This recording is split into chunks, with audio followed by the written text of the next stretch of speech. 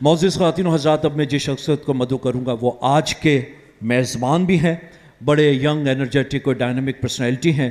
और वैसे तो मैंने पहले आगाज़ में कहा था कि मेमन कम्युनिटी हो, अपनी कुतियाना मेमन एसोसिएशन हो, वो बेहतरीन प्रोजेक्ट के साथ साथ उनकी ज़बरदस्त तरीके से सरपरस्ती भी कर रहे हैं। Being a Cosmos realtors builders and developers के CEO की हैसियत से और आज के इस शानदार सेमिनार को ऑर्गेनाइज़ करने में यकीनन डेफ कैलिया और बहरिया टाउन की इनमें मदद हासिल थी। लेकिन इसके अलावा कॉस्मोस की पूरी टीम, पूरी मैनेजमेंट ने एक शानदार अंदाज में यहाँ पर एक कन्वेंशन मुनक्किद किया। अकील करीम डेडी साहब जैसे इतनी कदावर शख्सियत भी हमारे दरमियान तशरीफ़ फरमा है। तो मेरी आपसे दरख्वास्त है, हमारे आज के मेज़बान पुरज़ोर तालियों में इस्तकबाल कीजिएगा मोहम्मद नादिर ओज़ा साहब। तशरीफ़ लाएँ और अपने ख़यालात का इजहार फरमाएँ। पहले तो मैं अल्लाह ताला का बेहद शुक्रगुज़ार हूँ कि आज इस कोर्स के लिए हम सब यहाँ इकट्ठे हुए, और मैं साथ साथ शुक्रगुज़ार हूँ मेरे बड़े भाई मेरे मोहसिन शाहिद कुरैशी साहब का कि उनके विज़न से, उनकी सोच से ये प्रोग्राम का इनेकाद हुआ। हेलो, आ रही है जी? हाँ, ठीक है, हो जाएगी।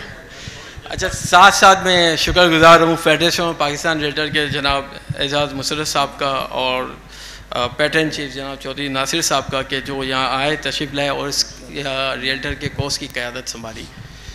यहाँ मैं आपको कहना चाहता हूँ कि ख़ास तौर पर मैं शुक्रगुज़ार हूँ जनाब अकील करीम डेडी साहब का। वो आप जानते हैं कि हमारे मुल्क का असासा हैं, और उन्होंने हमेशा जब भी बिज़नेस कम्युनिटी को कोई मसाइल दरपेश हैं तो वो हमेशा पेश रहे हैं, और इस तकरीब में उन्होंने आके हमें इज़्ज़त बख्शी। Thank you sir.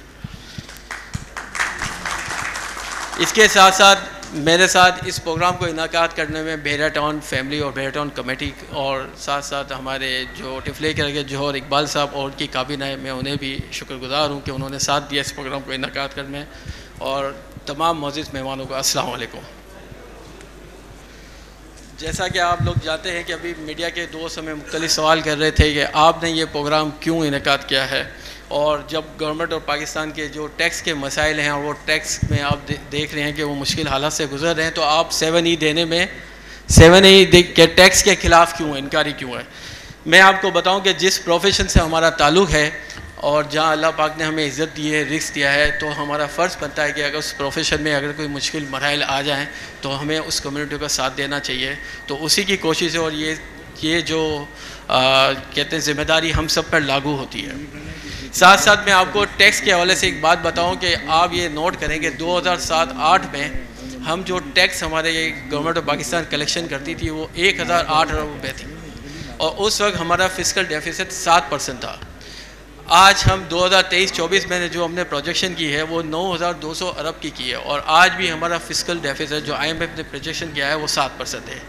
यानी 15 साल के बाद हम 8 गुना ज़्यादा टैक्स हम गवर्नमेंट ऑफ पाकिस्तान को दे रहे हैं, लेकिन हमारा फिस्कल डेफिसिट 7% से हिला तक नहीं है। मुझे बताएं कि क्या टैक्स कलेक्शन में इशू है या वो टैक्स के पैसों के इस्तेमाल में इशू है? तो हम ये समझते हैं कि खाली टैक्स का ये मामला नहीं है, हमारे जो एक्सपेंडिचर हैं गवर्नमेंट पाकिस्तान के वो भी कंट्रोल होने चाहिए, और वो करंट फिस्कल डेफिसिट हमारा कम से कम 1-2% पे आना चाहिए था। दूसरी बात यह है कि मैं आपको बताऊं कि हम टैक्स से इनकारी नहीं है 7E जैसे। मैं आपको बताऊं कि ये 7E ने ना हमारी जो रियल इस्टेट सेक्टर को तबाह नहीं किया, हमारी मुल्क की मईशत को तबाह कर दिया। आप इस चीज़ को नोट करें कि इस वक्त पूरी दुनिया में जहाँ भी करंट अकाउंट डेफिसिट हिट करता है या फाइनेंशियल क्राइसिस आते हैं, वो मुल्क अपने रियल इस्टेट सेक्टर की मार्केटिंग करते हैं और रियल इस्टेट सेक्टर को एक्सपेंड करते हैं और पूरी दुनिया में इन्वेस्टर को एक्सप्लोर करते हैं। वो देखें, चाहे वो आप यूरोप में ग्रीस को देख लें, पुर्तगाल को देख लें, आप अगर चले जाएं इटली स्पेन को देख लें, तुर्की को देख लें, वो 2 लाख 4 लाख यूरो पे हमें पासपोर्ट देने को तैयार हैं। वो कहते हैं कि आइए आप रियल इस्टेट सेक्टर में इन्वेस्टमेंट करें। तो कहने का मकसद ये है, हम अपने पड़ोसी ब्रादर मुल्क को देख लें, वो हमें आज $5 लाख पे गोल्डन वीज़ा दे रहा है। हमारे सारे जो रियल इस्टेट में इन्वेस्टमेंट करते थे वो वहाँ चले गए।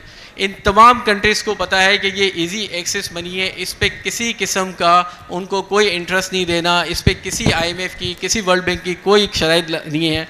उनको ये पता है कि इस पे हमें उन्हें रोज़गार, उनके अवाम को रोज़गार मिलता है। उनको पता है कि इससे 50 एलाइड इंडस्ट्री वाबस्ता हैं।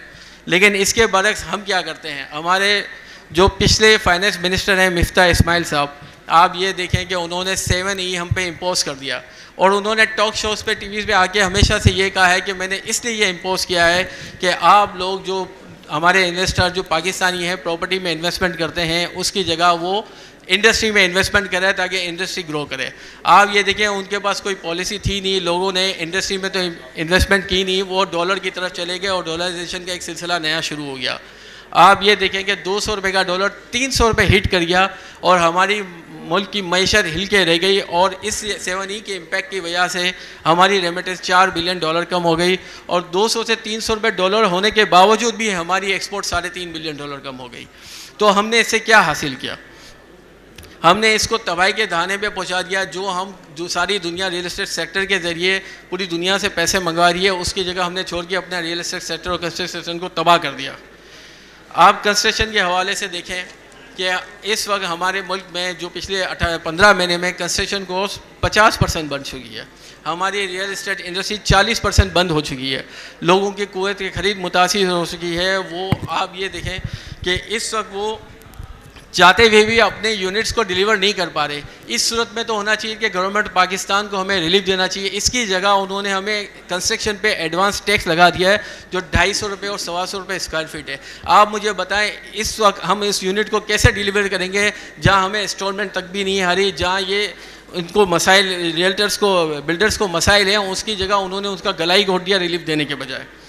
साथ साथ आप ये देखें कि हमें वर्ल्ड बैंक एक रिपोर्ट में 2019-20 की हमें दे रहा है कि इस वक्त पाकिस्तान में 10 मिलियन घरों की शॉर्टेज है। 17 मिलियन घरों की शॉर्टेज 2025 में हो जाएगी। 3.5 लाख घरों की हमें हर साल ज़रूरत है। 2 लाख घर हम डिलीवर करते थे। इस वक्त जो हमें गवर्नमेंट ने टैक्स मारा है, हमने उसमें 50,000 घर भी नहीं दे सकते। तो मुझे बताएं हम किस बहरान की तरफ जा रहे हैं और कौन सा बहरान हमें बुला रहा है।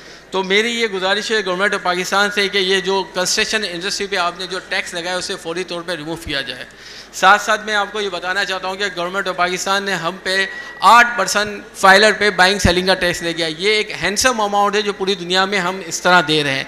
साथ साथ उन्होंने हमें नॉन फाइलर पे 18.5% टैक्स लगा दिया है। आप ये देखें कि 18.5% आप नॉन फाइलर पर लगाते हैं, इस होके हम समझते हैं कि चले इकनॉमिक डॉक्यूमेंट्स कर रहे हैं और होके, लेकिन आप ये बताएं कि हमारे मुल्क में 60 से 70% लोग जो हैं वो लोअर मिडिल क्लास हैं, जिनके 50 से 60 लाख रुपए घर हैं। अगर एक नॉन फाइलर जो 50-60 लाख का घर वाला है, वो अगर कोई 55 लाख का घर लेता है तो वो 5 लाख रुपये भी अपने दोस्त यार अहबाब रिश्तेदारों से ले रहा है। मुझे बताएं वो ट्रांसफ़र पे आपको 9 लाख रुपये टैक्स कहाँ से ला के दे। तो हमारा ये मुतालबा है कि जो नॉन फाइलर की कैटेगरी है उसमें कम से कम 60 लाख रुपए एग्जेम्प्टेड होने चाहिए। आखिर में मैं गुजारिश करूँगा इस प्लेटफॉर्म से SIFC के स्पेशल इन्वेस्टमेंट फैसिलिटेशन काउंसिल से मेरी गुजारिश है कि खुदारा जिस तरह आपने एग्रीकल्चर के लिए 20 साल रिफॉर्म्स ला रहे हैं, जिस तरह आप IT सेक्टर के लिए ला रहे हैं, जिस तरह आप मिनरल्स के लिए ला रहे हैं, इंडस्ट्री के लिए ला रहे हैं, इस तरह खुदारा हमें भी 20 साल पॉलिसी दी जाए, हमें भी मौका दिया जाए। जिस तरह सारी दुनिया रियल एस्टेट सेक्टर के ज़रिए रेमिटेंस हासिल करिए, हमें भी मौका दिया जाए। हम भी कैपेबल हैं, हमें भी पोटेंशियल है, इंशाल्लाह हम भी आपको काम करके दिखा सकते हैं। आप हमारा रोज़गार बंद करके क्या हासिल कर लेंगे? अगर हमें ओवरसीज़ पाकिस्तानी को $3 लाख की रेमिटेंस अगर आप अलाउ करते हैं और उस पर एडवांस टैक्स ख़त्म करके उसको 2 साल के लिए गैन टैक्स फ्री करते हैं, तो इंशाल्लाह अल्लाह की ज़ात से उम्मीद है कि हर साल हम कम से कम आपको $3 अरब दे सकते हैं। और ये डॉलर 5 साल में $15 अरब होते हैं।